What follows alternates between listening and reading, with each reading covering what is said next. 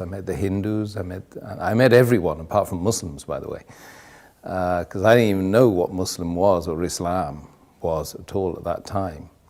I asked the Christian at least once or twice, and they said they didn't know who God was. I met some Hindu worshippers, and they weren't able to answer the simple questions about what the purpose of life was in a very, very simple, easy, understandable, digestible way. So I left them. I met the Buddhists, and I started doing Buddhist meditation for at least 3 months. I was doing, and it made me feel good, you know. So I didn't leave off the Buddhist meditation, but I asked the question. I popped the question one day, and I said to one of the guys, who happened to be he happened to be white, Buddhist as well. I asked him, what's the purpose of life? So he was stirring his herbal tea at the time, and he got round 15 rounds of stirring, and they tried to answer the question. He said, to contemplate the supreme nothingness. So I said, I'm confused. Confused.com. And he's tried to justify why he had evidently mentioned a contradiction in terms. By any stretch of the imagination, it's difficult to imagine something that's supreme and yet absolutely nothing. So he tried to give me the Golden Sutras, and I started reading that, and I couldn't understand it. I didn't think I was a shallow individual who couldn't understand things, because I'd been reading a lot. I've been reading Tolstoy and Dostoevsky, Russian authors, and very complex materials in order to try and find the purpose of life, not to try and be big and intelligent, you know. And so this book I couldn't understand. So I said, it can't be the truth, because the truth has to be easily understood by most of the people, if not all the people. So I left that. But I continued doing my Buddhist meditation. So I started looking into the Chinese philosophies, started doing martial arts, I started doing Tai Chi. I did Tai Chi for 3 years. And I was still reading, and every ism and every schism and every possible thing which would help me to try and find me, Tim, who am I, you know. And it was a big struggle, massive struggle. So I went off, and I was told that, you know, the top 5% of the world, they go to university. I got to Sussex University, studying politics and third world development, because that seemed really interesting to me. But it wasn't the paper, it wasn't the subject, it was the fact I was going there with this top 5% of the world sitting with me. So I got there, and I was mortally disappointed, because most of them were just out to get drunk and have a hedonistic lifestyle whilst they were away from their family for the first time in their lives. You know. So I was there in the university, and I was pushing, prodding, poking everyone again and again and again, trying to find out what this life is, you know. And 99% of the people just don't want to talk about it. This is what I found. You've got to find the 1%. And when you find the 1%, you don't want to leave them, you know. One day, I had a particular female friend that was told me not to bother calling her the day after, you know. So I went to the Islamic Society, because I was so confused, and I had a real bust up with her and a fallout with her and an argument, and wanted to know why she kicked me out, because she said, as she was kicking me out, it's something to do with my religion. And I happened to know she was a Muslim. So after all of these millions of questions and unanswered questions at that, you know, what led me to this faith was an argument about a religion which she claimed to be following. So anyway, knocked on the door of the Islamic Society, and I found this Iraqi guy with his headscarf and a smile as well, kind of a nice smile, and I said, look, I've got a problem with my girlfriend. So he said, you got a problem with your girlfriend? He said, why? I said, well, she's Muslim, and she just told me that she didn't want to, me to come today. So I want to know why. So he's kind of said, well, look, best thing I can do is give you these. Give me a pile of books.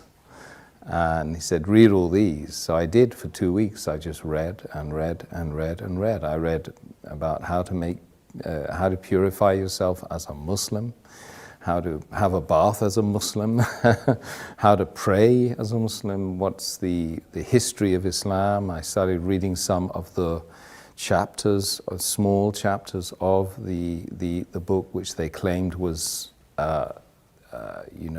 sent from God. And slowly but surely, the answers started popping up. Just miraculously from this incident. Then I discovered, of course, that the month was Ramadan. So then I started to learn that these guys were fasting, for 30 days. Not continuously, of course, but they were fasting the daylight hours of this month. And this month was about the coming of this book which I'd been reading, the Quran. And it was a revelation to me at the time as well, because of course I never knew Islam, Muslims. That was the first time I heard about Islam, but I never ever knew that Islam was a way that white, Catholic people like me growing up in Britain could possibly accept. I thought it was a religion for brown people and ethnics, So I slowly but surely started getting the answers to the questions that I had been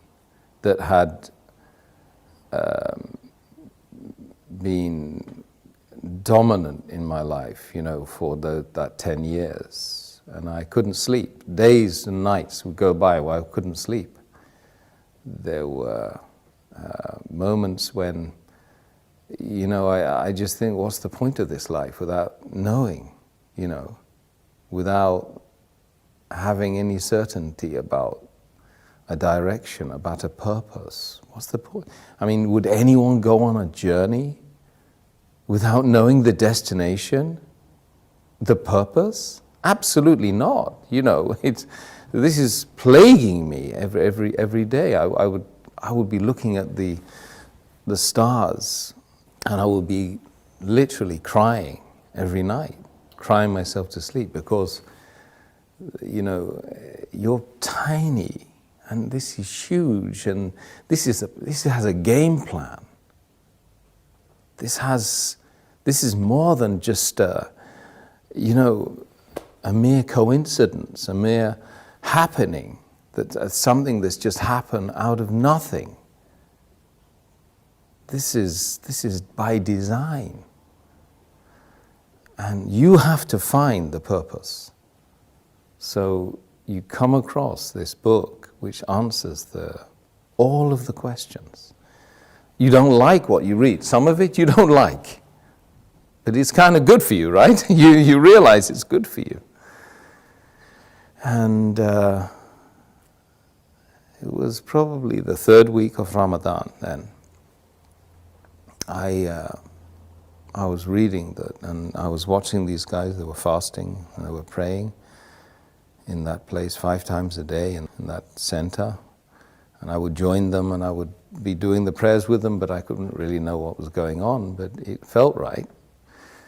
And one day I woke up and I said, look, I'm going to fast today, because the fasting is the thing that really seemed to be very attractive, and it was a challenge for me, and I thought it might help me on the journey. So I prayed. I started fasting that day, and it was like somebody had removed the blindfold. They'd unlocked the door. They'd removed the earmuffs, and I was able to think clearly. And just that moment, on that day, on that time, was the moment when I found Islam. Because, you know, when you're fasting sincerely to find the one that created everyone here and everyone out there and everyone that's going to be created later on, after we go and we leave this planet and leave this journey,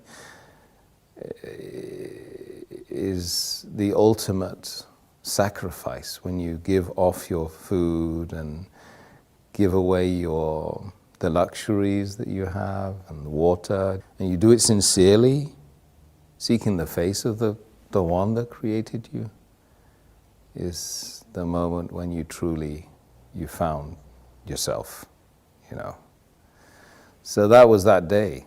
That was the day, and I hadn't taken what was called the Shahada, or the declaration of faith, because I thought, well, God knows me better, so why would I bother, you know?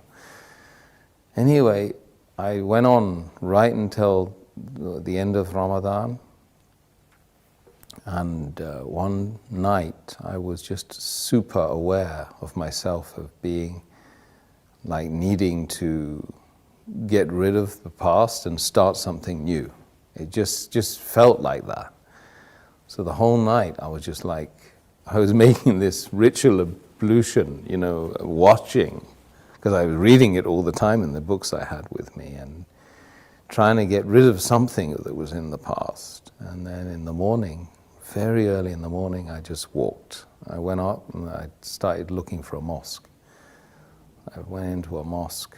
I got to the top of the stairs, and the guy grabbed hold of me and said, "Look, what's going on? What are you here for? Can we help you?" I said, "Yeah, I've just come to embrace Islam." He said, "Well, we don't know you. I mean, we've never seen you. What do you know about Islam?" I said, "I've been reading about Islam for the last 2-3 weeks, in fact, and I've been fasting as well." So they were quite surprised, and they said, "Well, have you washed?" I said, "I've been washing the whole night, man." I made the declaration of faith. And then I kind of got hugged by 300 men, you know, and I'd never been hugged by a guy before. Not even my father, I don't think. I remember feeling that it really was a very amazing moment, and it was unlikely that I would feel that way again. That feeling of elation, the feeling of, actually I felt very relieved, because imagine spending 10 years searching and searching for something which you don't even know what that is. It's not like you go on, you search for something, right, which you know, and you pretty much know where you drop that thing. So you've got a very small area that you can check, you know, from home to work, back to school. Yeah, I can retrace the journey. But with something like the purpose of human existence in a sea of 8 billion people, with millions and millions of potential miles you need to travel, and that took me 10 years.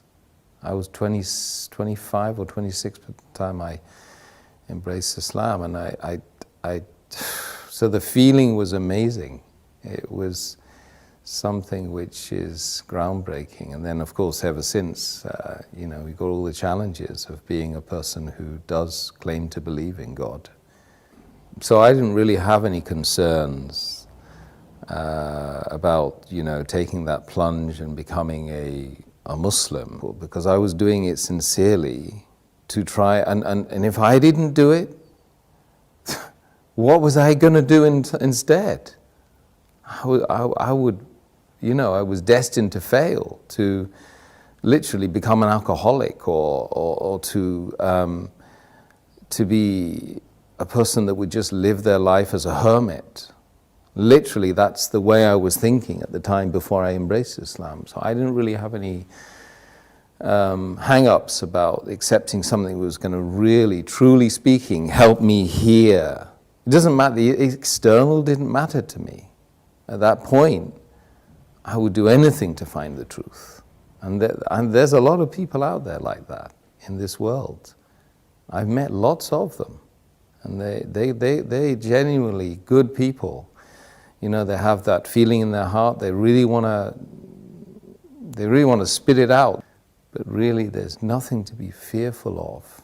Rather, that you should be fearful of the fact that you're not being sincere to yourself, true to yourself. That creates mental conditions. There's a lot of people that have psychosis and mental issues because they're not true to themselves. What their heart and their soul is telling them, they're not doing that. And this is, we call it hypocrisy. We mustn't be hypocrites. A community of Muslims practicing the faith of Islam is a family that most people don't have. And I gained that family. It's 1.6 or 1.7 billion people worldwide. I go and visit them. I can just say, peace be unto you, in a gathering of people in a room, and I've got potentially 1,000 invites right in front of my face, if I go and pray in a mosque in wherever it is, Abu Dhabi or Kuwait or America or France So that's the community that I never had. And I yearned that community. I remember when I married my wife, I said, I need to marry into a family. I need a family. Because we, increasingly in the world, not just in the Western Hemisphere, we're lonely. 40% or more of the population of London lives on their own. That's shocking. People don't even know their neighbors. This is just London. London, #1 capital of the world, right? That everybody loves to be part of. But people are not part of each other, they're distant from each other. So I believe that the greatest thing that the faith of Islam gave me, apart from the massive direction and being able to have secure in the fact that there is a purpose. I don't need to go out to the pubs and get drunk anymore. If I want to get drunk, I just pray. If I want to find direction, I've got the sat-nav. I've got the map. If I want to know anything about the faith, I rest assured I can go to someone who knows about the faith, and they will give me direction as well. And I have that massive, beautiful, unending family. And if you find the right members of that family, then you feel great.